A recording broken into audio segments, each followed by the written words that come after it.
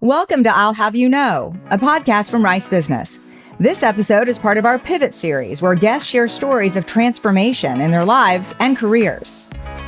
Marine Corps veteran and Rice MBA graduate Steve Jimenez never expected to find himself in the world of nonprofits. The entrepreneur tells us his poignant story of serving our country and returning home from active duty with internal wounds hidden from sight, to a world in which he was struggling to find inner peace. His battle with post-traumatic stress disorder led him on an unlikely path of healing, and also recognizing his new mission in life was to help others like him. Founded in 2018, Hives for Heroes provides a healthy transition back to civilian life through the art of beekeeping, while cultivating a strong sense of belonging and lifelong friendships. Steve, thank you so much for being on I'll Have You Know.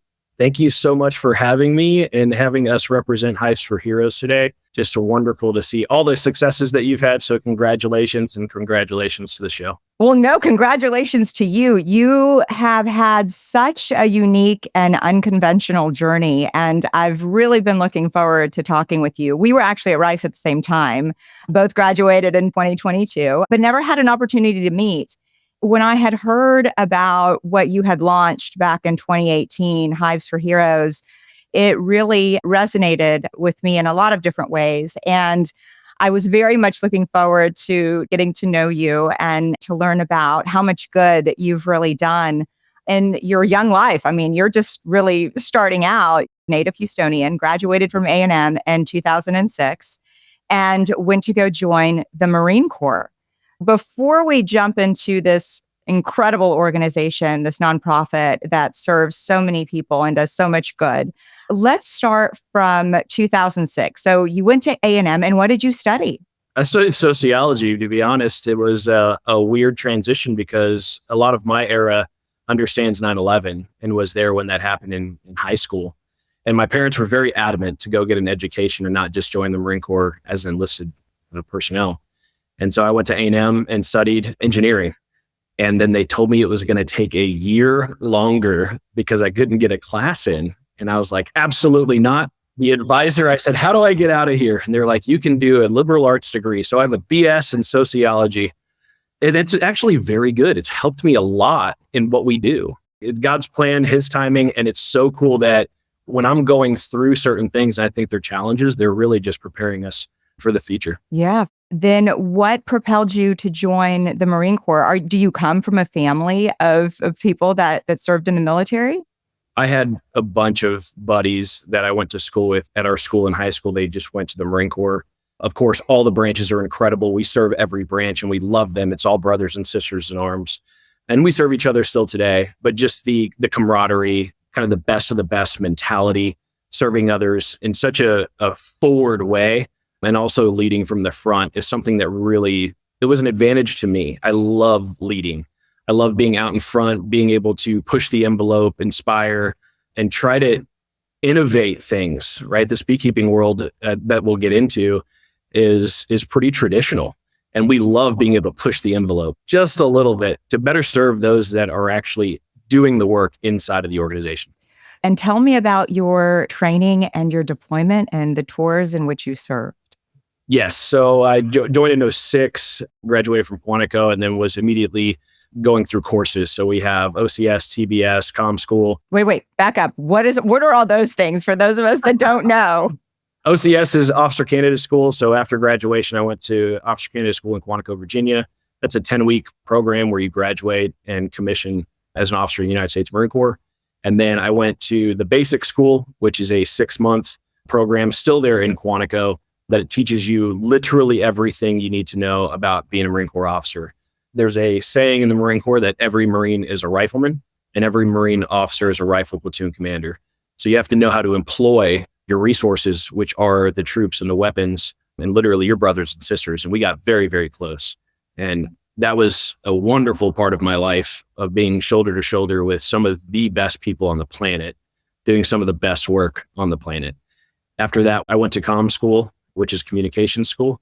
That was in Quantico as well. So I spent a lot of time there. Some people go other places to do their training. And that was another 6 months. So now you're, a year plus in to the Marine Corps, graduated from that course and was stationed out in Miramar, which is in San Diego, which is beautiful, San Diego. Beautiful, yes. Which I still absolutely love. And if it wasn't so expensive, I'd be staying there because the weather is perfect all the time. Went to Miramar to Mag 11, Mag 16, and was the EKMS officer there as well. So a lot of very nerdy communication stuff. I'm going to talk across the planet, right? That's essentially what we were doing. And then when I ended up doing an individual augment to 15th MU, which is a Marine Expeditionary Unit, Special Operations Command. And we deployed to 17 countries throughout our 8 months that we were deployed, and did a lot of kinetic operations, humanitarian assistance, piracy operations. We were literally all over the world, again, doing some of the best things that you could possibly do, serving others in capacities that a lot of military units would not be able to do, and transitioning a lot. So there's all these massive shifts, and you have to be very agile. And our Marines are top notch. I mean, extremely professional. Without a doubt. Easy to make things happen when you have such amazing people in an organization like the Marine Corps. Came out, and then I went to my first real job. So you were in the Marine Corps from 2006 to 2011. Yes, ma'am. And then I went to Eaton, which Eaton bought us out, but it was Cooper Power Systems at the time. And just had a wonderful time there as well. This is all really just centered around people, really good people, doing good things, trying to make the world just a little bit better of a place in the spot in which you're in, right? So in that time, it was manufacturing. So in 2011, when you came back and were trying to reintegrate into civilian life, you come back and then you just apply for a job. How does that work?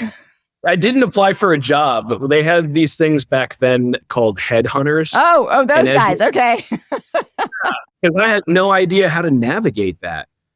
To be able to go from an institution, right? A premier institution that you are told what to do.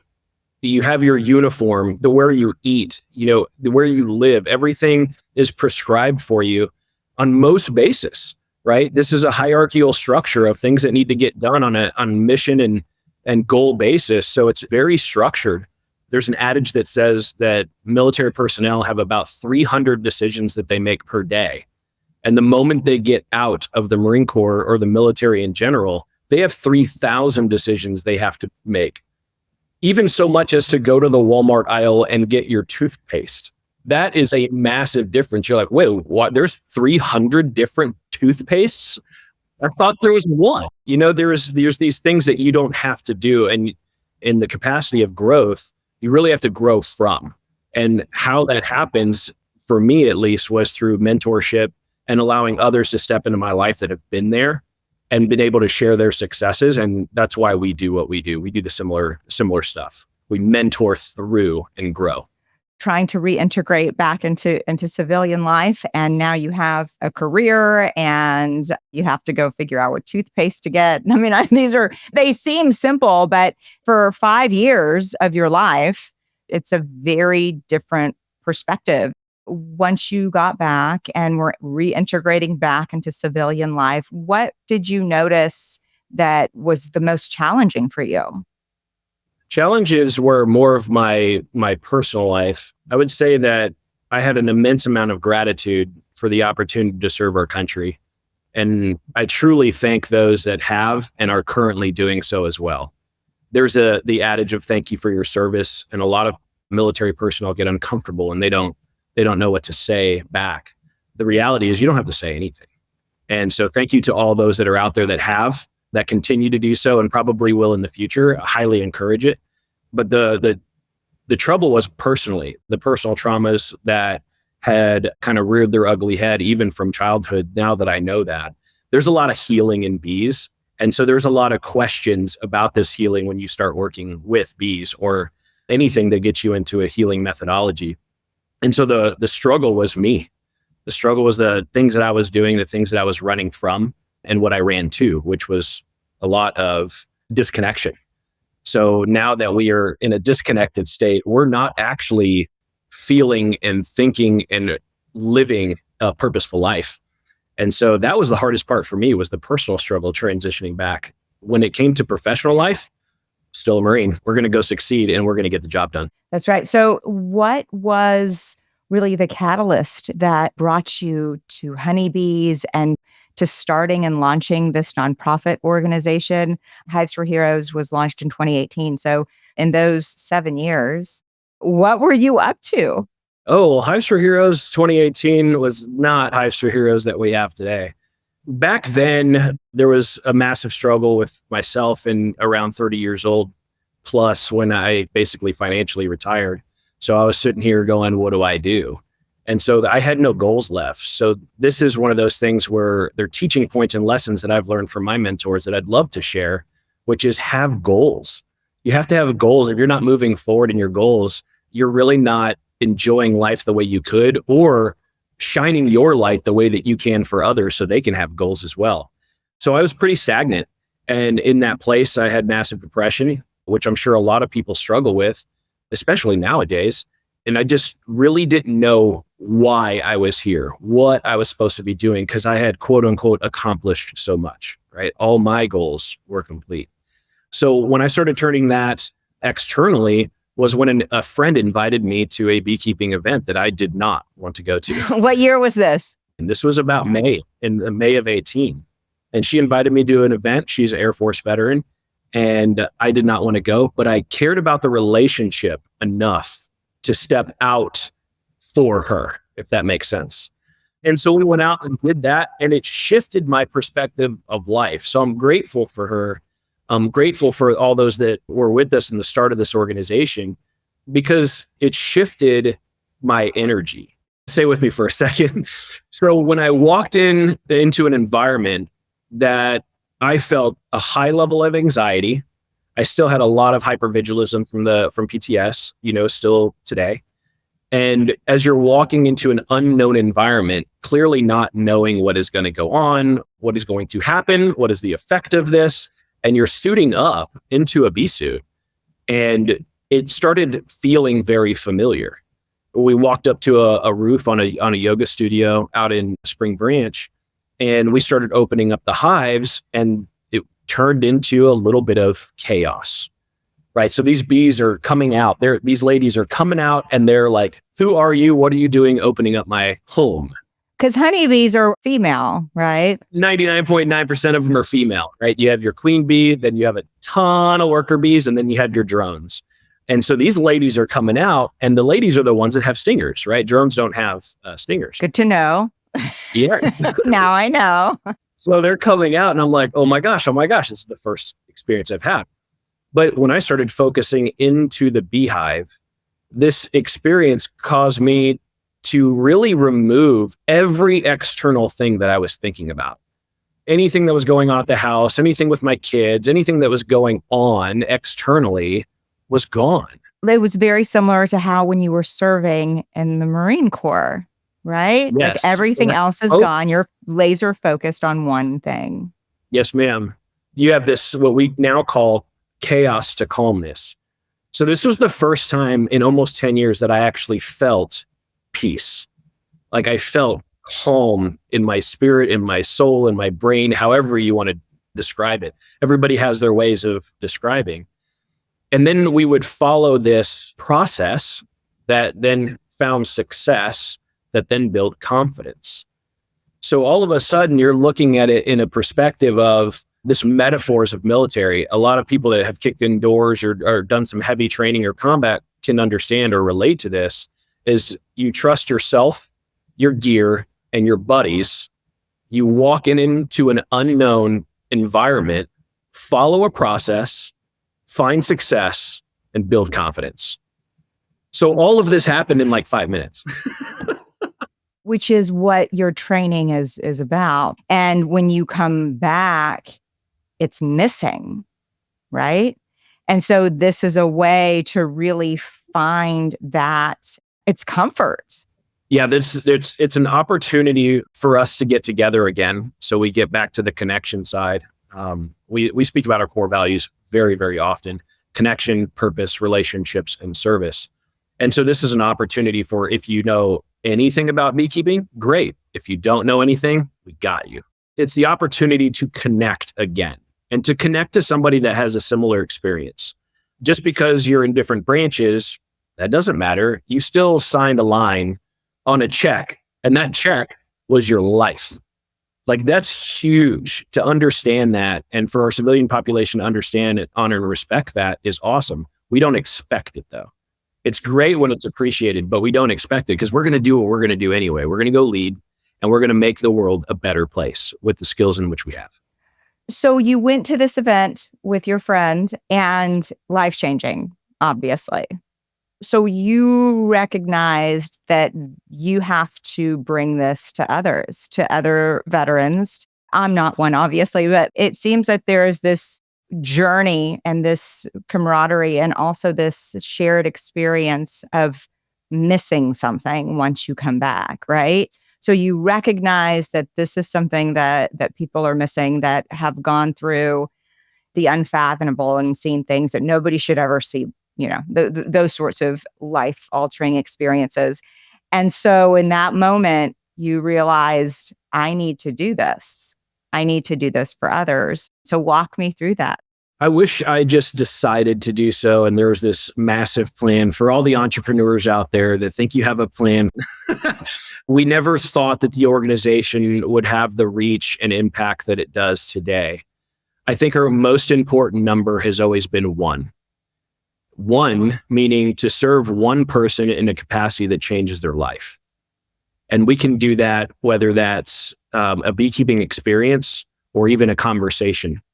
When you are around people that genuinely care about you and your successes, but want nothing from you, it's a pretty powerful position to be in, especially when you feel alone. So what our organization has been able to do is connect individuals to individuals in their local areas. So we call it hyperlocal global impact, because that's what we do. I don't even know a lot of the people in our organization now. I used to call every single one on the phone. We would have a Zoom call. We would match the mentor and the newbie. It was beautiful. That was my favorite part. That's leadership, though. That's leadership right there, right? Cost to leadership. And in my case, it is not being able to shake everybody's hand and look them in the eye and say thank you. That's the cost of leadership in this. Although it allows other people the opportunity to step up as leaders, and they have in droves. We have state leaders all across the United States that are served as well with state representatives that continue to serve the organization, but most importantly, they serve that individual veteran that might not have been seen or heard. And they're right there, boots on the ground. So tell me about those relationships. Tell me about some of the people that you know whose lives have been changed by Hives for Heroes. Gosh, there is now thousands. We're over 7,000 people throughout the United States. A little update on that first number is now we're over 150,000 hives throughout the United States. Wow. This growth comes from literally caring about each other. And so it's really a blessing to have such a word of mouth organization where people trust us and then share that to their loved ones, families, and friends. People in the organization, I could literally go on for days. I want to share two stories, and they're from kind of almost rags to riches. They're unbelievable. We have one person, his name is Ron, and he is in Indiana. And Ron had addiction issues, as many of us have, especially returning. It's not just a military issue either, right? This is a national issue that we have. Global, really. And yeah, global, absolutely, I agree. So he comes in to the organization pretty early on. He's probably been around 4 years at this point, and he was struggling. And so at that point, as I mentioned, we were able to talk to every single veteran, which was incredible. And he was having a hard time, a very hard time. He's a spouse and children in between jobs. And as we were working with him, he had the opportunity to meet his mentor, which his name is Bill. And if you know anything about some of our older veterans and first responders, because we do serve first responders as well, sometimes they can be very straightforward. There's no real beat around the bush type with Mr. Bill. And so Bill said, you want to learn? And he's in Indiana, mind you. So I've never met him in person. And he goes, you want to learn beekeeping? Let's go. And they started doing rescues and removals immediately, which is how we started funding the organization in 2018 and 19 was we were out doing rescues and removals for a community. He loved it. He loved the adrenaline. He loved being out there. He loved fulfilling a purpose. He loved being able to meet somebody and then serve the community, which is literally our core values. Before you knew it, after 1 year of being in Hives for Heroes with a mentor, he had 64 hives. He now runs a company called Arc Hives Apiaries in Indiana, outside of Indianapolis. Just got a new house with his family and has been off of any kind of drugs, alcohol for now almost 3 years. What a story. So you're sitting here looking at how you can literally shift somebody's perspective, which one of my other buddies says, from these little bugs in a box. My buddy Greg in Ohio, he's like, well, how do these bugs in a box do so much for us? So it's hard, very hard, especially in our organization, to take credit for anything because there's these choices that are made. We have the privilege to provide opportunity. And then those that put in the effort and go out and do this, it's their win. It's what they get to do. And then we're very happy whenever they still wear a Hives for Heroes shirt or mention that in the news media or do things like that. We're grateful for that, but that was never the intent. The intent was to serve that one. So Hives for Heroes is operated like a hive, if you hadn't noticed that yet. It is pulling in resources, doing things together, and then the output is better than the sum, right? So 1 + 1 is 3 in Hives for Heroes. I was going to mention as well, Derek, who's here actually in Houston. He was a reservist and was removed from the military during the COVID piece. And so this gentleman was also in a very, very tough place. Found Hives for Heroes, and I will never forget the Facebook message that came in, and he literally said, Hives for Heroes saved my life. And now we get to be friends. Now he's down the road and he's happy and he's going to school and he's going and serving the community, doing things inside the beekeeping world. And it's just incredible to see the transition when you have natural healing, right? This wasn't Steve or a mentor or somebody else. It was somebody giving just a little bit, we call it gas, just give a shit, just that much. And then all of a sudden their life changes for the better because they wanted it to. They just needed a little bit of support. And that's what we want to be, is that bit of support.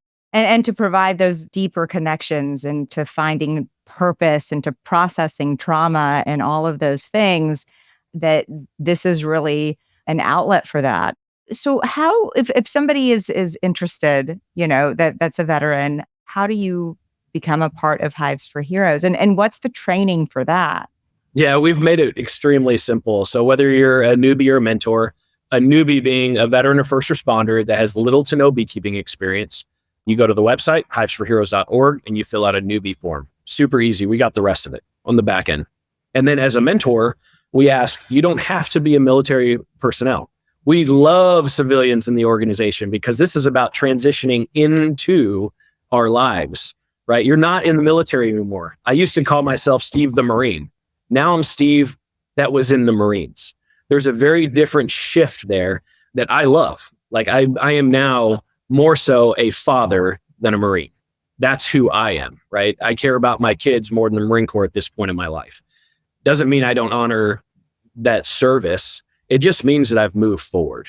And that's a lot of growth for me personally. And I know we tend to put our identities into things. You get to choose that. So I choose to put that into my fatherhood or being a public servant, that we're able to serve the general public in really amazing ways, leading what I consider one of the best organizations on the planet. Those are the types of things that when you take your identity and allow yourself to create your identity and your path and your journey, it's a super powerful experience. So what we do with them is the mentors will just go to the website as well at hivesforheroes.org. And we ask for you to have 3 or more years of experience. For you beekeepers out there, the reason for that is because we want to know that you've been able to overwinter twice. So you're going through at least 2 full overwinters, which gives what we believe is the practical skills in order to serve somebody well. But we also make sure that you know that you don't have to be perfect, right? You don't have to be a doctor. You don't have to, have, 1,000 hives. We're talking about this is building relationships that matter in your community. We match people within 30 miles of each other so that they can actually see each other. They schedule their own time. We do not micromanage. So the benefit of that is you just get to have a friend, right? You just get to have a friend in your area that likes the same stuff that you do. And then on our end, what we're going to do is be your backstop. We're going to work through any kind of resources that are necessary, whether that's mental health resources, financial help resources, and then we're going to train, equip, and empower those veterans and first responders to do what they want to do. We have thousands upon thousands of resources and collaborations all across the United States, and those are directly connected to the veterans and first responders. They have direct access to those. Because you have dedicated your life and yourself to really public service in so many different ways, you also have won quite a few awards. The Presidential Lifetime Achievement Award from the President of the United States, and also the Future Texas Legend Award. And you're also Houston's 40 Under 40 from the Houston Business Journal. So tell me about that. I know that you're a fairly understated person, and I know that you don't do this for the awards and the recognition. But what does it feel like to have really created something so powerful and so unique, and to really, I mean, gosh, you've definitely benefited society in so many different ways. But what was that experience like? Well, I very much appreciate that. Yes, we are a we organization. So all those accolades go directly to all those that have poured into me over the years, whether that was a drill instructor or sergeant instructor, my parents, my kids, any professors. I mean, we can go on at Rice about this too, because I still go back. I think that the awards are great as we're utilizing the recognition for the greater good, if that makes sense. So we don't post a lot about the awards. I think it's great recognition. I think it's validation for the things that we're doing. At the same time, I think we can still be doing better. And it's still the push. Again, it's that number one. It's that one veteran that we're not serving right now, the one veteran that we didn't call, the one veteran that doesn't have access to a computer or a phone, that this can be life-changing for them. So that is our focus. The accolades are great, and I very much respect those and all those that have received those awards previously. The Texas Business Hall of Fame is a fantastic organization that we are in the executive leadership group now through them, and they are just wonderful resources, wonderful people. I can't thank them enough for the support in which they provided Hives for Heroes and now Heroes Honey, which is our honey line that has just been released. And the 40 Under 40, that was completely unexpected. That's pretty cool. And then the Presidential Lifetime Achievement Award is something that is special in a lot of ways. Not only the person that wrote that up, because of the care and love that they took to actually do that, but also it's kind of like a highest achievement, right? It's one of those things that, how do you kind of top that? So now our challenge is to figure out how to top that. How do we continue down this path of service in a way that includes others? So one of those calls to actions that we have now is we need your support, right? We need Rice's support. We need other people's support, because this organization grew in a mentality of serving each other only. Well, we need external support now because of the growth in which we've had. 50 states, 7,000 people, 4 volunteers running a headquarters, 4 volunteers. We have 50 state leaders. So you're looking at a big shift in culture, right? We have to now serve in a capacity that is greater than we ever thought. Scaling. You have to scale. Massive scale. So we're being able to serve, building out technologies, but we need support in that. Building out a headquarters here in Houston. We want to make a global headquarters here in Houston. We want this the place to be, that every single veteran that ever thinks about going into beekeeping comes to Houston, Texas. This is my home. I love this place. I want them here. Well, and they should be here. So tell me, is this why you decided to pursue your MBA? I wish I had that much forethought. Again, I think the exponential growth is due to the love, care, and support that we have to train, equip, and empower veterans to do really good things. I think it's serendipitous. I actually had another Air Force veteran who is very close that we do like kind of counseling and therapy work for Texas for Heroes together, which is another great program. And I was on the board of the organization at that time, and he encouraged me to just not be in the house, like go do something and challenge yourself. And clearly when you ask a Marine to go challenge themselves, they do so. So he's an EMBA and he's like, go get your MBA. And I'm like, dude, Rice will never accept me. I'm just a, dumb Marine type mentality, right? Self-limiting beliefs. And so I ended up going and applying and got accepted. And it was just such an amazing ride, even through COVID, because my focus was making the organization a thriving organization. And I got some call outs, right? So like Kyle Judah from Lilly Lab, I was all over that. We had another project called Rooted, and that was the 2021 Napier Rice Launch Challenge. We won the pitch competition with Napier Rice Launch Challenge, and Kyle was a huge portion of that. Hassam, Kyle, and the staff that's out at the Lilly Lab, they are doing such amazing things at Lilly.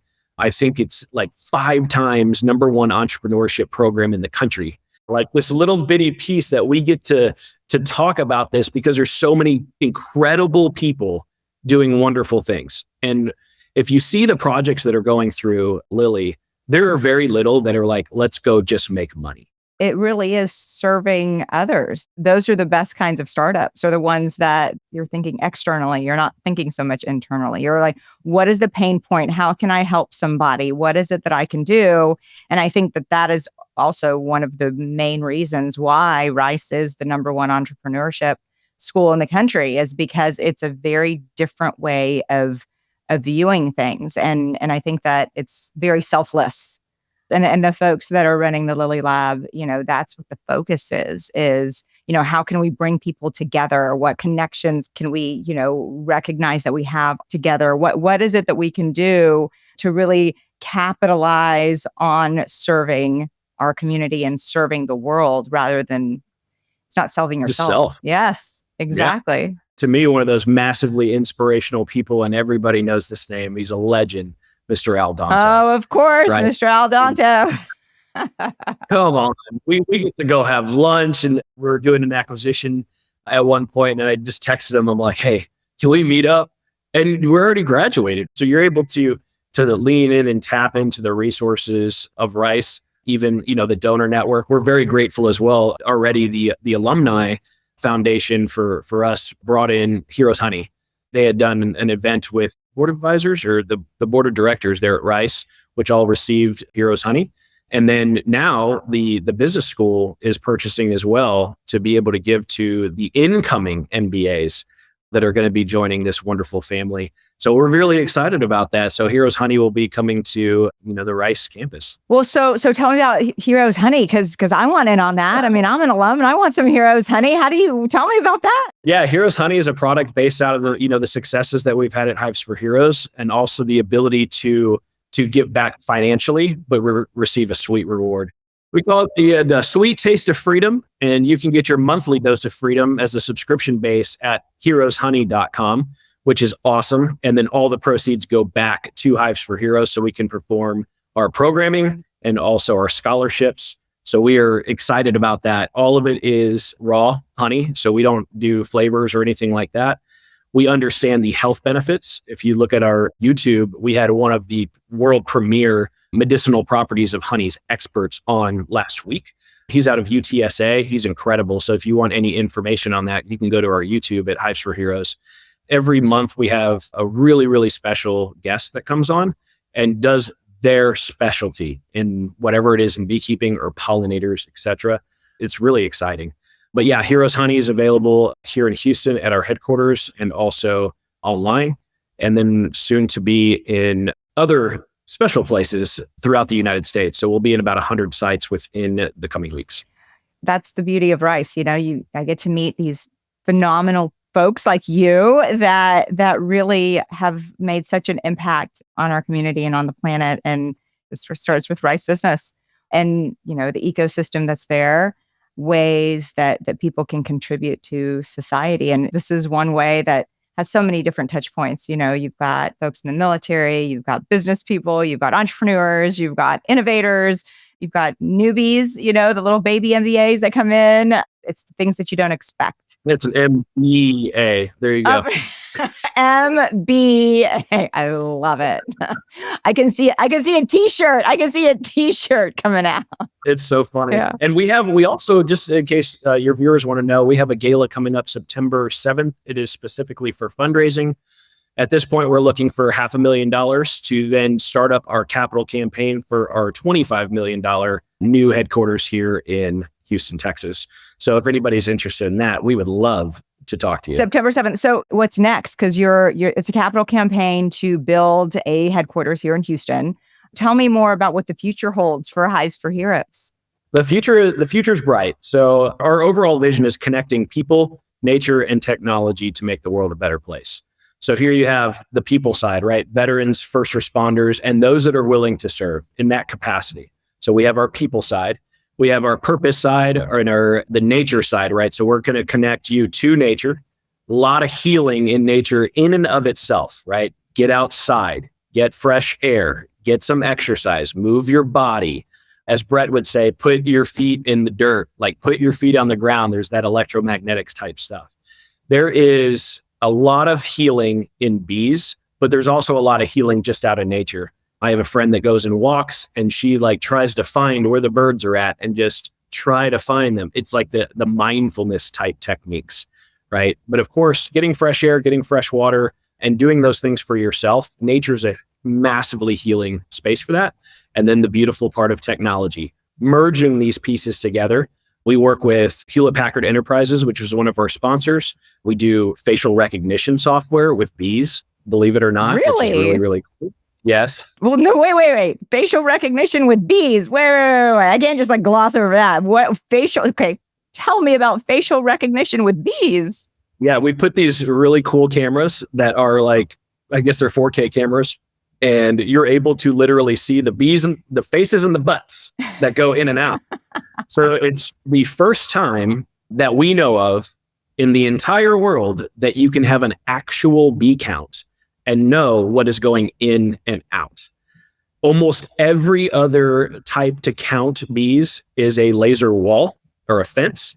So you just know that the fence is broken. You don't know if they're going in or out. So in this case, you can actually track them, and it's wild. So if you go to HPE's Innovation Center, it's the CIC, but it's up here in Spring.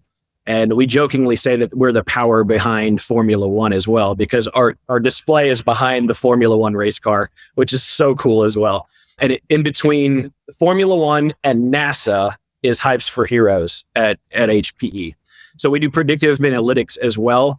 This is something that we think is game changing because we're utilizing the data inside, putting sensors, heat, barometer, microphones, scales, utilizing that data to then predict colony collapse. So we can know when a queen's going to leave the hive. We know when they're going to swarm. So now we can better predict what we need to do to better serve and steward the bees, which also allows us to not have to get into them as much. So this is high tech stuff that you probably wouldn't think of from a 4-person, headquarter organization in Houston, Texas, volunteering time. But people believe, and they see the advancements that can happen when we understand the smallest of our creatures and merge that with, caring and kind, purposeful individuals that are going to go out and do good things. But if we can start predicting these things, that's massive. It's fascinating. Well, it could really, the reaches are far and wide to really understand nature in a way that we've never understood it before. We work with another organization that we're working on basically reporting out the biodiversity and utilizing the bees as the sensors. So these are conversations that are really quite unique and fun. And it inspires me to keep moving forward. We get to serve veterans every day and work in a capacity to literally, even by data, start making the world a better place, or at least give us the opportunity to make decisions on what things look like. It's fascinating. So yeah, people, nature, and technology. How do we merge those together? That's what we're doing at Hives for Heroes. And inspiration. And I will tell you that this conversation has certainly inspired me. And I'm sure that it is going to inspire our listeners and our viewers. And I'm just grateful for the opportunity to talk to you and to share your story. And I just want to thank you for telling us about about your journey and about Hives for Heroes. And we look forward to that headquarters here in Houston. We need your help. We need everybody's help. Everybody's help. We need everybody's help. This is a city endeavor. I promise you that. Well, I think you've got some connections at Rice that maybe you can use. They'll be listening as well. And I'm sure that Rice would love to be a part of it. So, Steve, it's been a pleasure. Thank you so much for your time today. And we look forward to the future. Thank you so much. For any more information, hivesforheroes.org. Thank you so much. And I encourage anybody to go to our socials because there are the stories on there. You will meet the people on the stories that we're talking about. I believe it's inspirational. I get to wake up every day and do this, and I'm very grateful. Thank you so much. Absolutely. Thank you.